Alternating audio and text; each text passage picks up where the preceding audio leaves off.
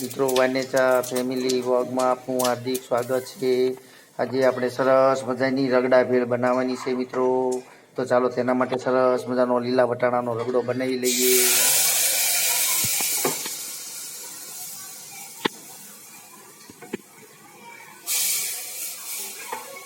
સરસ મજાનો આપણો રગડો તૈયાર થઈ ગયો છે મિત્રો, તમે જોઈ રહ્યા છો।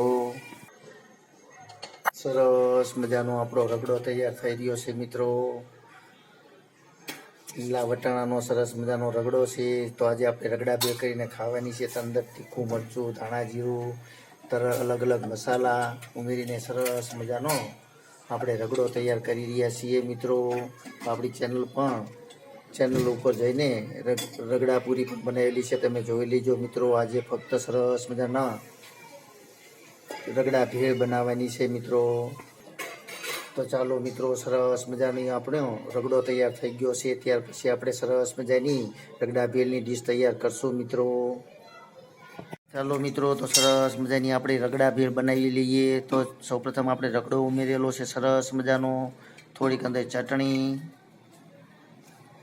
સરસ મજાની ગરમ મસાલા ઉમેરીને લસણવાળી ચટણી પણ બનાવેલી છે તે। ત્યાર પછી થોડા કાંદા ઉમેરી દઈએ, વાણું, ગાંઠિયા તેમજ બાફેલા બટેકા અંદર ઉમેરી દઈએ મિત્રો। તેમજ પતલી કળી, મોળી કળી ઉમેરી દઈએ અને સરસ મજાની આપણી ભેળ તૈયાર કરવાની છે મિત્રો। તો ચાલો મિત્રો, સરસ મજાની આપણી ભેળ તૈયાર થઈ ગઈ છે। જમવા માટે પધારો। જો તમને મારી આ રેસીપી પસંદ આવી હોય તો મિત્રો ચોક્કસથી લાઇક, શેર અને સબસ્ક્રાઈબ કરજો મિત્રો। જય યોગેશ્વર ભગવાન, જય માતાજી।